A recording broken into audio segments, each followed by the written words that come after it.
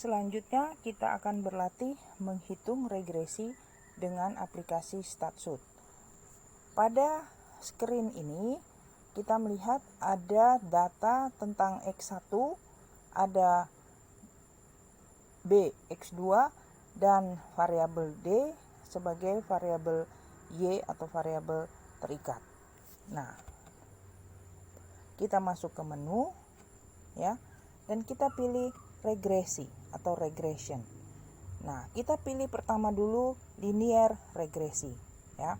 Perhatikan di sini nilai yang disebut dengan variabel Y itu kita pilih yang D ya, karena di sini di data saya sudah katakan bahwa nilai variabel D itu sama dengan Y ya, variabel Y. Kemudian kita pilih dulu variabel X-nya atau variabel independen atau variabel bebas. Kita pilih sekarang misalnya kita pilih A ya. Nah, perhatikan di sini maksimum polynomial order ya, kita pilih yang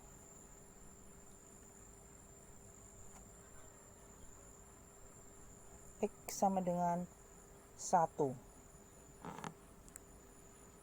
Kalau kita kalkulasi, maka kita masuk ke kalkulasi, maka kita akan mendapatkan kurva linear, garis linear yang melalui beberapa titik-titik. Kita perhatikan di sini parameternya ya, parameter konstan sama dengan A, X pangkat 1 itu sama dengan B ya. Kalau dalam parameter linear, konstan adalah A, X pangkat 1 adalah parameter B atau koefisien linearnya. Nah, kita dapatkan nilai T value adalah 9,01 dengan nilai P value adalah 0,002 untuk nilai intercept. Sedangkan untuk nilai slope, nilai P value-nya adalah 0,34962. Berarti nilai P itu adalah lebih besar dari 0,05. Artinya, hipotesa yang mengatakan bahwa B sama dengan 0 atau slope-nya sama dengan 0 itu diterima.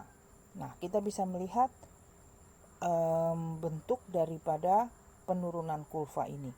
Cenderung kurva membentuk kurva yang negatif, sedangkan kurva ini jauh dari titik-titik sebaran titik-titik, sehingga hubungan antara X dengan Y ini menjadi lemah.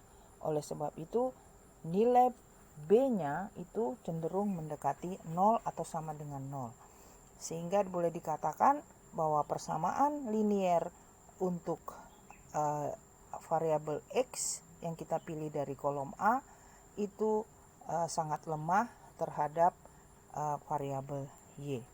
Selanjutnya coba kita ganti nilai X ini dengan variabel kolom B. Nah, coba kita kalkulasi apa yang terjadi. Nah, kalau kita menggunakan X2, maka konstanta yang diperoleh adalah untuk A 5,8,9, sedangkan untuk B adalah minus 0,45938.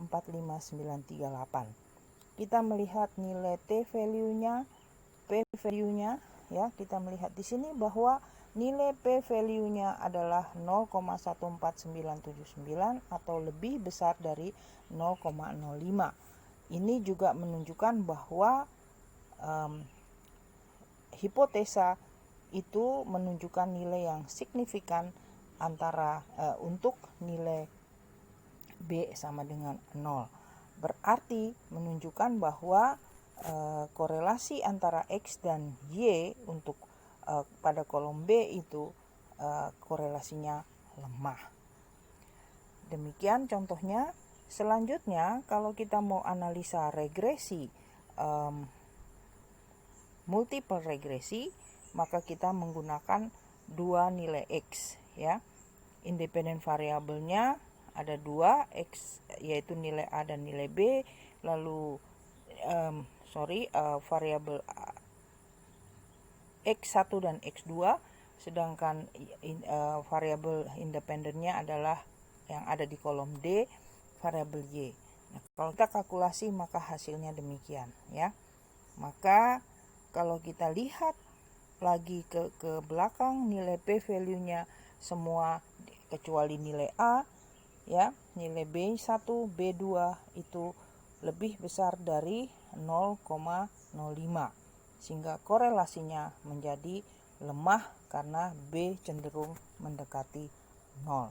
Demikian cara kita melakukan latihan untuk menghitung hubungan regresi linier ataupun regresi multilinier.